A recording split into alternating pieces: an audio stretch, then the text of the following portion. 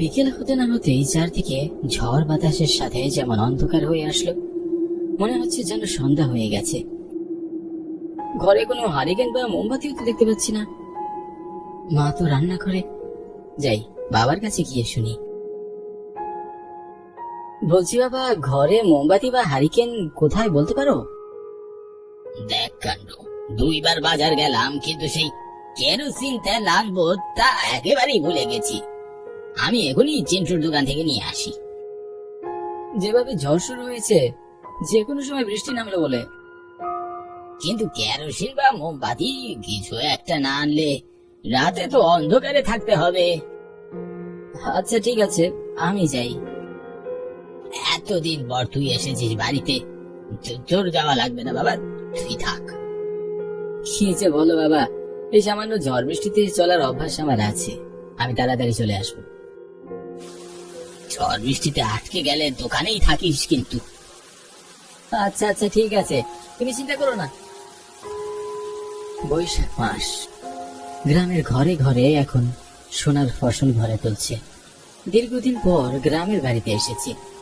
কয়েকদিনের প্রচন্ড গরমের পর হঠাৎ করে আজকে এমন ঝড় বাতাস শুরু হয়েছে, সেই সাথে হালকা ঝিরিঝিরি বৃষ্টি ও চারিদিকে বাতাসের শো শো শব্দ শোনা যাচ্ছে।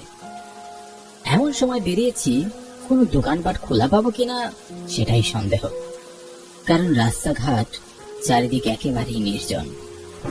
কিছুটা পথ যাওয়ার পর আকাশ ভেঙে জমজমিয়ে বৃষ্টি শুরু হয়ে গেল। বৈশাখের প্রথম বৃষ্টি গায়ে লাগতেই মনটা অন্যরকম এক খুশিতে ভরে উঠল। অনেকদিন পর এমন বৃষ্টিতে মনে খুব শান্তি অনুভব করতে পারলাম। আর কিছুটা সামনেই চিন্টু মামার দোকান। ওনার কাছে মোমবাতি কেরোসিন দুটোই পাবো, সাথে 1 কাপ চা হলে তো আরোই ভালো। তবে এই ঝড় বাদলায় দোকান খোলা আছে কিনা সেটাই বড় কথা। দোকানে গিয়ে দেখলাম দোকানটি আধা খোলা অবস্থায় রয়েছে। বলছি, দোকান কি বন্ধ করে দিবে নাকি? এই ঝড় বাদলায় বাড়ি থেকে বেরোনোটাই তো ভুল হয়েছে। এখন আর কি করা, দোকান বন্ধ করে একা বসে থাকো। কেন একা বসে থাকবে কেন? তাই এই বাদলায় আর খদ্দের আসবে? কেন আসবে না, এই যে আমি এসেছি।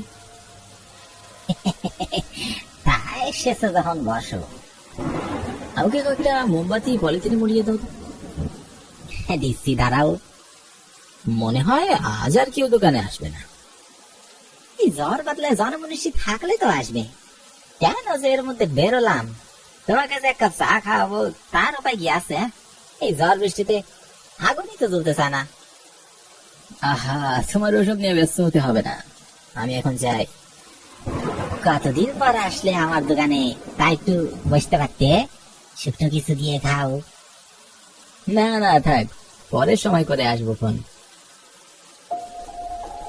চা খাওয়ার স্বপ্নটা স্বপ্নই রয়ে গেল। যাই হোক, অন্তত মোমবাতি তো পেলাম। এমন আবহাওয়ায় বাসায় গিয়ে একটু ঝাল করে চানাচুর মুড়ি মাখানো হলে একদম জমে ক্ষীর হয়ে যাবে। ব্যস্ত হয়ে বাড়ির দিকে জোরে জোরে হাঁটতে শুরু করলাম। বাতাসের শো শো শব্দ আর বৃষ্টির ছিটে গায়ে লাগতেই শরীর ঝিমঝিম করতে শুরু করেছে। কিছু সময় পর পর বিদ্যুৎ চমকানোর আলোয় চারিদিকে আলোকিত হয়ে উঠেছে। তবে প্রকৃতির এসব স্বাভাবিক ঘটনার বাইরেও কেমন যেন অস্বাভাবিক কোনো কিছুর অনুভূতি টের পাচ্ছিলাম। মনে হচ্ছিল ঠিক আমার পিছনে কেউ হেঁটে হেঁটে আসছে। চিরচেনা চলার পথটাও কেমন যেন অদ্ভুত রকমের অচেনা মনে হতে লাগলো। কিছুটা সামনে এই রাস্তার গা ঘেঁষে একটা কবরখানা। কবরখানা নিয়ে অনেকের মনে কিছুটা ভয় থাকলেও আমি বরাবরই বিশ্বাস করি এটি একটি পবিত্র জায়গা। তাই কোনো প্রকার ভয় বা আতঙ্ক কখনোই আমার মনে জাগেনি। তবে যখন ওই রাস্তা ধরে যাচ্ছিলাম, তখন হঠাৎ করে বিদ্যুতের ঝলকের সাথে চোখ পড়ল। কবরখানা থেকে এক সাদা ছায়া মূর্তি দ্রুত বেরিয়ে আসলো। আচমকা এমন কিছু দেখি আমার বুকটা ধড়াস করে কেঁপে উঠল।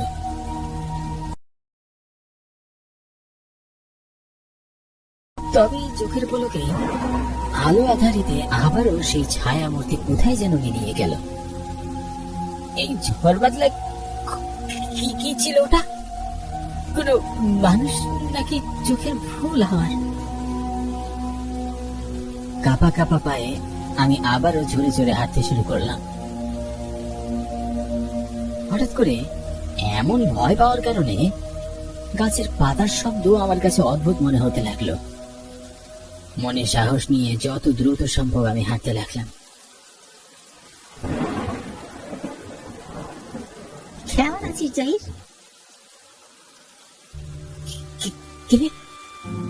আরে আমি চঞ্চল, ভয় পেয়ে নাকি? সেই কখন থেকে তোকে ডাকছি, হন হন করে হেঁটেই চলেছিস, যেন তোকে ভূতে তাড়া করেছে। আরে চঞ্চল, তাহলে তুই এতক্ষণ আমার পিছিয়ে ছিলি? আমি তো ভাবছিলাম কি নাকি, তাই এমন ঝড় বৃষ্টিতে ভিজে ভিজে কোথায় যাচ্ছিস? কোথায় আর যাবো বল, কতদিন পর তোকে দেখলাম। তুই তো এখন শহরের মানুষ, বড় হয়ে গেছিস, আজকাল তোকে তো আর দেখাই যায় না। হ্যাঁ, অনেকদিন পর দেখা হলো বল। আর এই কেমন বেশ ধরেছিস তুই? চোখ মুখের অবস্থাও তো খুব একটা ভালো নয়। আসলে জ্বরে সারা শরীর অসাড় হয়ে এসেছে তো, তাই মন লাগছে। কি বলছিস তুই এসব? তাড়াতাড়ি চাঁদা নিচে আয়। আরে না না, ও কিচ্ছু হবে না, ওসব নিয়ে তুই ভাবিস না। এই অবস্থায় বাইরে বেরোলি কেন? পাগল হয়ে গেলি নাকি তুই? শোন বন্ধু, তুই তো বাড়ি ফিরছিস তাই না? হ্যাঁ। ওই পদ্মকালের সাঁকো পার হয়ে যাস না বন্ধু, কষ্ট করে বটতলা হয়ে যাস কেমন? আচ্ছা, সে না হয়ে যাব, কিন্তু তুই চল আমার সাথে। না না বন্ধু, তা যেতে পারবো না। তুই আমার অনেক উপকার করেছিস, তবে তোর জন্য কখনো আমি তেমন কিছু করতে পারিনি। তোর কি হয়েছে বলতো? কেমন যেন অদ্ভুত ভাবে কথা বলছিস, কেমন একটা অদ্ভুত লাগছে তোকে। আর দেরি করিস না, তুই যা তাহলে, ভালো থাকিস, আমি চললাম।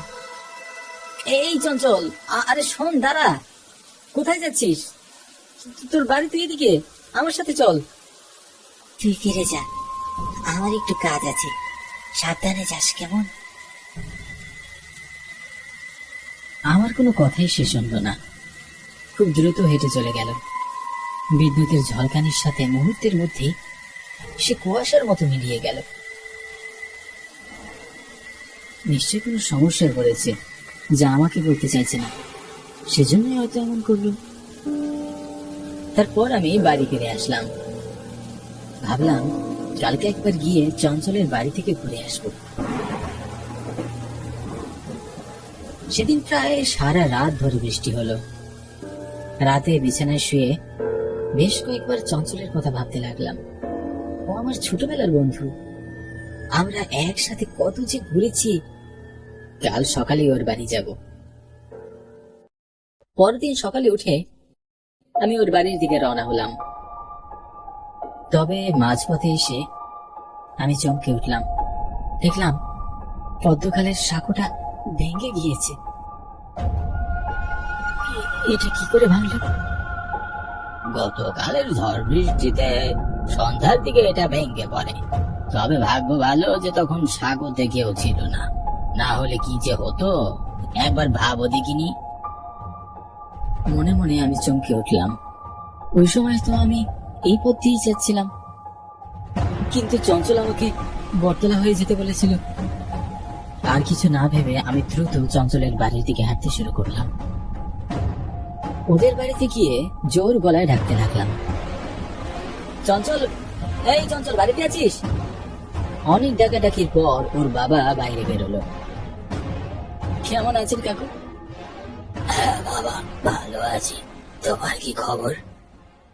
আমিও ভালো আছি। চঞ্চল কি বাড়িতে আছে? থাকলে ওকে একটু ডেকে দেবেন। আমার কথা শুনে উনি হাউ মাউ করে কেঁদে উঠল। ও আর বেঁচে নেই, ও আর বেঁচে নেই। কি বলছেন কি এসব? কখন, কিভাবে, কি হলো? টাইফয়েড জ্বরে আমার ছেলেটা অকালে মারা গেল। কি যে জ্বর শুরু হলো, আর কমলই না। ডাক্তার, কবিরাজ সবকিছু দিয়ে কোনো কাজ হলো না। ছেলেটা আমার আর কোনো কিছুই বুঝতে বাকি রইল না। গতকালকে চঞ্চল ঠিক এসেছিল আমাকে বাঁচাতে। জানি না এই কথা বললে কেউ বিশ্বাস করবে কিনা, তবে চঞ্চলের মতো বন্ধু পাওয়া সত্যি ভাগ্যের ব্যাপার। ওই মাঠের শেষে যে পরিত্যক্ত ভাঙ্গাচোরা বাড়িটা আছে, ওই বাড়িটা ভুতুরে, তাই বলছিস? আরে হ্যাঁ রে, সত্যি বলছি, ওই জায়গাটা আসলেই ভুতুরে। তুই কি নিজে দেখেছিস? হ্যাঁ, মানে দেখিনি, তবে শুনেছি সেটা সত্যি, তাতে কোনো সন্দেহ নেই। শোন, ওরকম পরিত্যক্ত জায়গা নিয়ে লোকমুখে অনেক ভূতের গল্প ছড়ায়, কিন্তু তাই বলে ওগুলো যে সব সত্যি হবে এমনটা হতে পারে না। বুঝলাম, বিশ্বাস করিস বা না করিস সেটা তোর ব্যাপার, কিন্তু ওখানে সত্যি কিছু আছে। দিনের বেলা গেলেও কেমন গা ঝমঝম করে, ভূতের ব্যাপার লক্ষ্য করা যায়। ঠিক আছে, যদি কোনোদিন সুযোগ হয় তাহলে অবশ্যই যাব তোর ওই ভূতের বাড়িতে। মজা করিস না বুঝলি, বিপদে পড়লে তখন বুঝবি। আচ্ছা আচ্ছা, সে না হয় দেখা যাবে। এবার আমি চলি তাহলে। শালা আমাকে কিনা ভূতের গল্প বলে ভয় দেখানোর চেষ্টা করে। অবশ্য এর আগেও অনেকে বলেছে যে ওখানে ভূত আছে, তো তাই আবার হয় নাকি? আচ্ছা, একবার গিয়ে দেখলে কেমন হয়।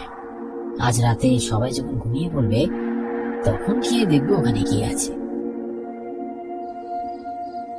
সেদিন রাতে খাবারের পর যখন সবাই ঘুমিয়ে পড়লো, তখন টর্চ লাইট নিয়ে আস্তে আস্তে বেরিয়ে আসলাম।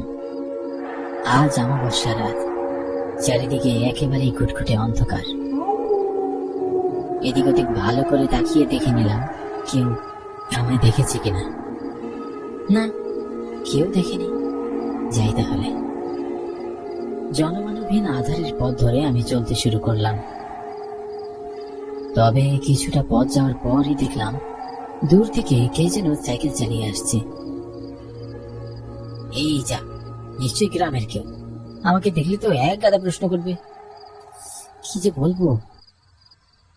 কাছে আসার পর বুঝতে পারলাম সাইকেল চালিয়ে আমাদের গ্রামের আতর আলী চাচা এদিকে আসছেন।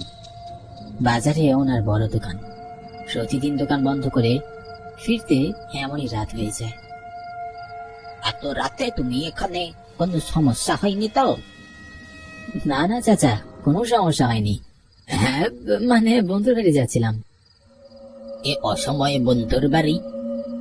একটা বিশেষ দরকারে যাচ্ছিলাম, তাড়াতাড়ি ফিরে আসবো, আপনি চিন্তা করবেন না। তা ঠিক আছে, কিন্তু রাতের বেলা ওই মাপের পর দিয়ে যাবে, আমি তোমাকে পৌঁছে দিই। না না, কোনো সমস্যা নেই, আমি নিজে যেতে পারবো। ঠিক আছে তাহলে যাও, কিন্তু সাবধানে যেও।